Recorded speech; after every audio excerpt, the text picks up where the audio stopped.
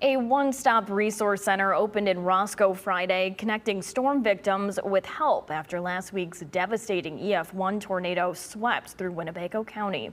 Dozens of residents stopped by Life Church, where nearly 20 organizations set up to offer support, including cleanup assistance, insurance guidance, and health services. The event, called Multi-Agency Resource Center, is designed to make recovery easier by bringing everything into one place. Organizers say that's critical as many families deal with damage and try to navigate what comes next after the storms.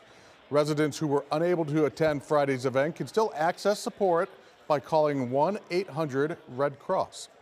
You're already traumatized and you have maybe damage, you're trying to do cleanup and all that. The last thing you need is to try to have to run around and find the different resources, where if it's all in one place, you can not only come here and learn what all is available, but you can maybe reconnect with your neighbors who may also have been impacted.